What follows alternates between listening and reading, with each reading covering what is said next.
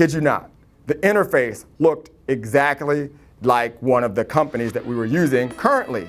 And I said, I wanted you to make something that works similar to that. I didn't want you to make the exact same thing. And then I remember I wake up one morning and I get an email, and the subject line of this email says, cease and desist. Hi, my name is Vince Reed.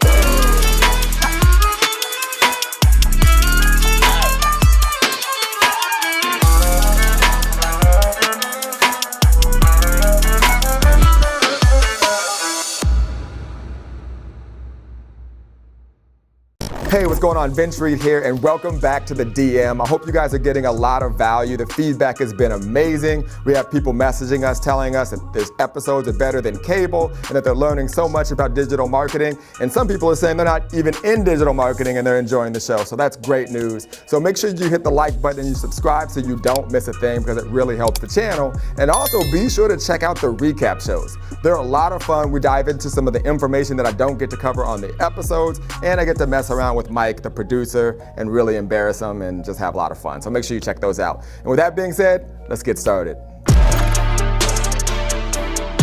Before I dive into the details of that, I want to rewind, like way back. No, further back. Way back before the actual event. Because I failed to share with you guys the craziness of the whole build-up and lead into the event. I mean, this was my first event. I didn't even send emails out to verify, to check if people were gonna show up. And I remember when we got to the hotel, I was already nervous about this being my first event. I was nervous because I didn't see the software. And I was just like, I hope I don't trip going up on stage. And most importantly, I hope people actually show up. And I remember my right-hand man, he said, hey, we've got a meet and greet. Today people are registering for the event and you're supposed to go down there and meet people. That was part of them getting their ticket. And I remember being terrified, and I literally refused to leave the room.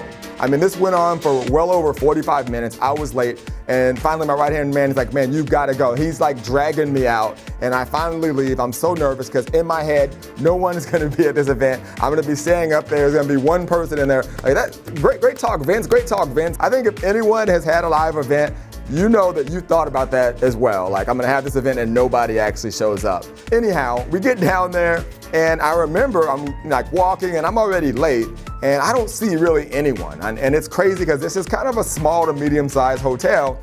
And finally, like, all of these people kind of come around this corner at the hotel, and they're like, Vince, what's going on? And they start coming up and they're like, man, it's so awesome. We love the company. We're so excited that you had this event. And it was like 30 or 40 people. And literally at that moment, my tension went from up here to down here. I was still in the middle because I still had to produce and deliver on an amazing event that I, had promised. And also, in the back of my mind was, man, is this software going to even be what I expect it to be? So the event went off. It was great. We had one of our biggest days in terms of sales with my company. Like, the system was like running on all cylinders. It was crazy. And, I remember sitting there like, here I am at this event.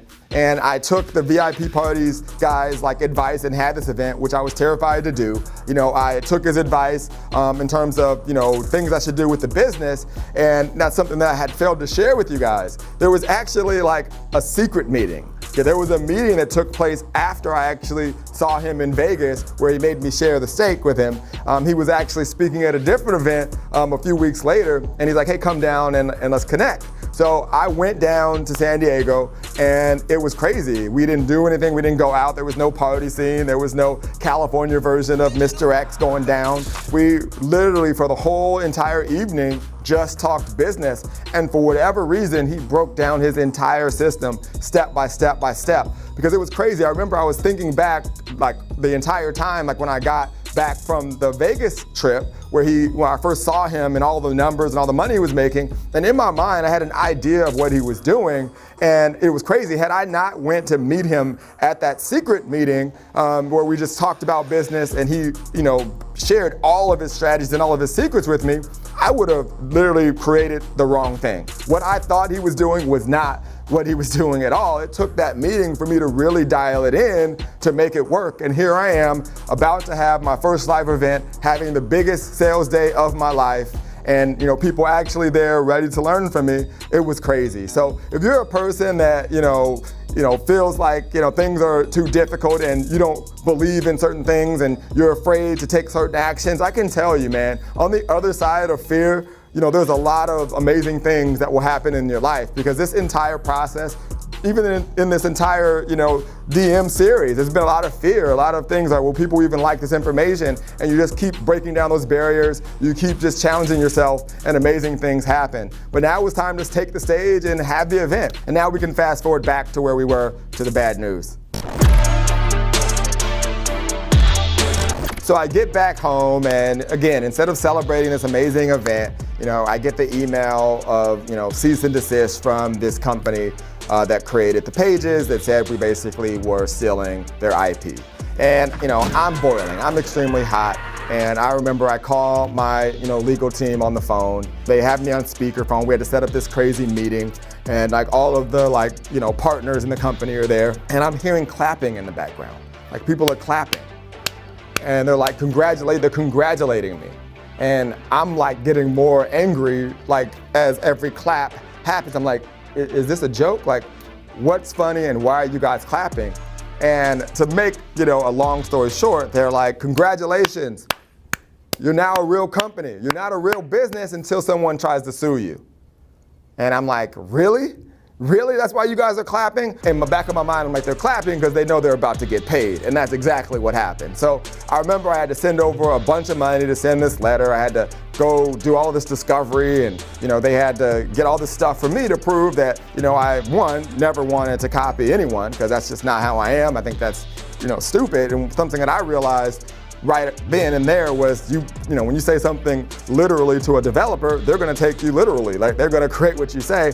And for that, I do take full responsibility, because I said, hey, I want something that operates like this. I just didn't know they were going to create an exact replica, right? So I'm sending all this information over, and I'm contacting the developers, and we're having talks, and I'm, going from really upset, blaming them, to calming down, blaming me, to blaming them. And they're swearing we did not steal anything from them. This is our own thing, to build a page. Here's the code. Look at this page. It's the same code over in this company. They're building pages. It's just the way that you code these things. And I'm saying, well, that's not why they're upset. They're upset because it looks and functions the exact same. So, what we're going to do right now is we're going to shut this thing down. I'm not going to play around with this. One, I don't want to copy anyone. I paid you guys to build me software to build pages, not to copy someone. So we're going to start over. We're going to change this entire interface. Let's just shut it down. And the one thing that I was really upset about in terms of shutting it down was not the fact that I had to shut it down, because I honestly kind of agreed. We shouldn't look just like them, and I wanted to start over fresh. The one thing that I was disappointed about was that we had to shut down the name, because part of the cease and desist was that we could not use the domain internettrafficpages.com, which I felt was going to be amazing. I mean, we were before, a lot of the companies that we know and use today. So we could have been that. Who knows? Who knows what that company could have been had we not hit that roadblock. But anyhow, tens of thousands of dollars later, to send simple replies to prove that we had shut it down, they ended up not doing anything, and we were great. So a few months go by, and I get another email from the company suing me. And this time it's them shutting my account down that I was using with them. So I had an account, I was using their software, and I was using it for my company. And all of the people that were promoting the system were using those pages. It was literally a part of our entire system. And somehow they found out that I was using it, and they shut my account down. So now, here I am thinking to myself, you've got to be kidding me. You have got to be kidding me. I got away from Apple, right, with the whole, app situation. I got away with the last situation with the development of that other company that I had started. And now here I am again, where, a third party is trying to put a hammer to something that I'm trying to build. So I go into scramble mode, and I'm like, what are we going to do? Now we've got to find another company to host these pages to promote this, this product that in the system that we have that's exploding. And people are going crazy because all of a sudden, all of their stuff is not working, right? Because it's not just my business. We have other people promoting, the system as well. I remember we were trying to rebuild the software, right? We were changing the interface, and we were making it more our own. And I remember I bought the domain MITS Pages, and we were going to relaunch, new interface, clean code, all that good stuff. They assured me, we're good, right? So MITS Pages was short for My Internet Traffic System.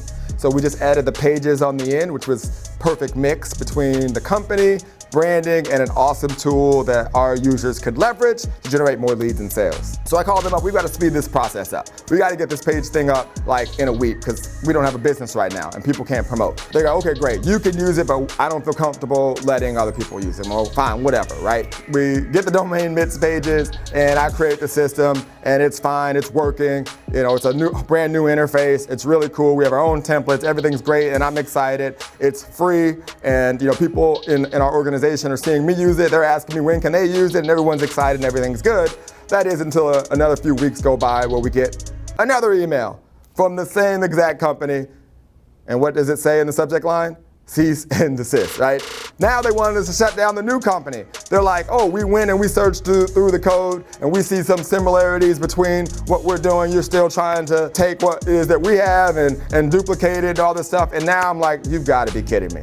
So here it is, it's like Groundhog Day. Now I go back and I'm calling the team, the developers, like, what happened? They're saying this again. I thought you guys told me that everything was good. I don't know what they're saying. This makes no sense. And I call the lawyer team, they're clapping again. I want to go through the phone and slap them 10 times. I'm like, what the heck is going on? I mean, this is costing me literally tens of thousands of dollars. My business is, going down. People are mad because they can't promote. We're losing partners, we're losing affiliates. This is supposed to be the greatest time of my life. We just had this awesome event. I have this system that I know works. Now the software company that should have been the next big thing is now just in turmoil, and I don't know what I'm gonna do. So I'm fighting back and forth, 10,000 to the, legal team, it feels like every single week. And all they're doing is sending an email proving that it wasn't something that we stole. And every time we would do that, they'd be like, oh, okay, our bad. That's what the other company would say. Okay, you're right. So I would have to pay money for them to send a notification to basically prove that we didn't do it. And they would just do this over and over and over again. And then finally, my legal team said, this is just a tactic. A lot of these companies, especially ones that raise money, they just keep coming after you, even though they know that you didn't do anything. One, they want to eliminate their competitors. And two, they feel like that you don't have big enough or deep enough pockets to maintain and keep the company running. And at this point, I'm like, you know what? This is just crazy. I mean, I don't want to keep battling this. The software is free. We're fighting, I'm spending tens of thousands of dollars for a capture page system that's free, that's designed to be used as a lead magnet to capture new people that would want to essentially be part of our system. Shut it down, it's over. Call the development teams, cut the site right now. And before I did that, I actually had to find some other companies that I could use to create pages. And it was perfect timing because, I had heard a little rumor that, my buddy Russell Brunson was coming out with some new software to build pages. It was this little company that you may have heard about called ClickFunnels. I had a new person to partner with. So I created a ClickFunnels account, created all my pages in the software, and we were back up and running, within 48, 72 hours. So shortly thereafter, I get a call from a buddy of mine who is really big in the network marketing home business space. And he hears about, my internet traffic system and all of the training, and he sees people making money and he wants to be part of it, and he gets started, and it was crazy. I remember, I'm at the house one day and I'm just sitting there, and it reminded me a lot of, the days when we launched the app company where sales were just popping left and right. Every time I would hit refresh, sales were coming in. And I just start hearing my phone go off. I'm seeing all of these sales coming in, and it's from him. And what was crazy about it is I took a lot of the lessons that I learned from my mentor and his system. In the members area, there was a leaderboard. And there was these individuals that were doing amazing. A lot of them had spoke at my event. But now we got this new heavy hitter that's in, and I mean, within one day, he went from not being on the leaderboard to surpassing everybody. I mean, this guy was making a sale, it felt like, every single 5 minutes. He just obliterated everyone, made multiple six figures with the system, and it was crazy. And he was so excited from the results because he had been part of other systems that were, I would say, kind of similar, but he had never seen that type of fast growth and the way the system was dialed in. Just like my buddy from the VIP party had told me, it was working on all cylinders and extremely smooth. People were getting results. It was amazing. Because of his success, he's like, hey man, I'm having an event in Florida. You should come by and speak. You can talk about the system and obviously teach lead generation strategies. and it'll be awesome. And I'm like, cool. And it was funny because, up until that point, I only had spoke at a couple events, and it really got me thinking about it. And it was like, I remember being mad at the point where I would think there was something against me, like people didn't want me to speak at these events for whatever reason. And then I realized when now I'm starting to get invited is that, people love to connect with people that make them better, especially people that make a lot of money, right? People that make a lot of money, they want to connect with people that are making it happen. So once I gave people the ability to speak at my event, and when they saw that I was able to put, people in seats in a room, I think it opened up the door for one, people to say, hey, I'd like to speak at his next event. So if I have one, maybe I should invite him. And that was when I started to get all these people asking me to speak at events. I've never asked to speak at an event. I've never filled out an application and said, hey, I'm a speaker. Typically it's the event host that's having the event has heard about me or bought one of my products and invites me. With that being said, if you're having an event and you need a speaker to talk about lead generation and marketing, call me. But anyhow, so I get ready to go to this event. I accept to speak at his event, and it's in Florida. I tell my right-hand man, this is perfect because now the system's up and running. We have everything up on ClickFunnels and people are making money and it's good. This was the perfect getaway for what had been, a past few months of just craziness. So what was crazy about this whole trip is that I had to have these order forms for people to fill out to purchase the product. And I remember we were totally last minute. We went to Kinko's and, they were telling us they were gonna be ready in time. It wasn't ready the day before. And I remember our flight was really early and we had to go down there and we ended up having to get this cheaper version of the whole form that we really didn't want. But I was desperate. I needed these in order to pitch from stage. And what was crazy is we finally got them just in time, got to the airport and barely made our flight because we were sitting here waiting for these crazy order forms to sell this product. So finally we get to our room and we're able to get settled. I go down to the event and it's amazing. It's a packed house. I would say it's probably somewhere between 400 and 600 people there. And I remember just being extremely nervous because this was going to be the first event where I was going to sell from stage. So, I was nervous. I remember I didn't really talk to a lot of people. I would just kind of, sit in the back and I was just really focused on the speakers because some of them were pitching as well. And I wanted to see, what was going on when they would make a pitch or make an offer. And I remember one person made an offer and I remember watching and not a lot of people purchased. And I was like, oh my gosh, how embarrassing to get up there and pitch a product and no one want to buy it. So now I'm having all these, thoughts in my head. Oh gosh, now I have to speak and what if no one wants to purchase the product? But anyhow, it's about that time where I have to go up on stage and sell for the first time. I remember I went into that hallway and I started pacing. It was the same feeling I would get when I was about to go out the tunnel for a football game, running out in front of 70,000 people, depending on what stadium you were playing in. So anyhow, I'm walking and I remember this lady, she comes up and she starts talking to me. And I'm pacing and I have to go on stage in 15 or 20 minutes. And, I don't want to say, hey, can you give me a few minutes? I'm about to go on stage. I'm trying to be nice. And I remember I was sweating like crazy because I didn't want to be mean to the lady and be like, you got to go, I got to get ready, and be rude. Because I was like, maybe she'd be the only one that buys, so I better be nice, right? And time goes down and she's talking to me and I remember there's 5 minutes left and finally they go, Vince, are you ready? And then she walks, oh, you're about to talk, you should have just told me. You probably were trying to get ready. And I'm like, yeah, lady. But anyhow, I go over and they get me mic'd up and I go on stage and, I start to deliver. And I remember I'm pacing back and forth and I remember I just tell myself, slow down, stop pacing. You look like you're running wind sprints up here on the stage because I'm so nervous that I have to make an offer, which is why I don't think I ever really make offers on any other event that I've spoke at. I just want to give value because I think it takes away, at least for me, my focus of delivering the content. But at the end of the day, I delivered the content and I remember talking about all the newest and latest lead generation strategies. And a lot of the people in that audience, they had no idea about some of these strategies that I was using. Everything from, running Twitter ads, to literally running ads on movie theater screens. People were blown away and I basically made this offer, which was cool because it wasn't like a physical product that had to be done. I was able to sell something that wasn't even created yet. And I planned it to where I would deliver this content if they purchased in such a fashion to where it could be part of my existing system. So, essentially they were purchasing something that was going to help my existing company grow anyways, right? So it was 10 webinars that they would get over 10 weeks.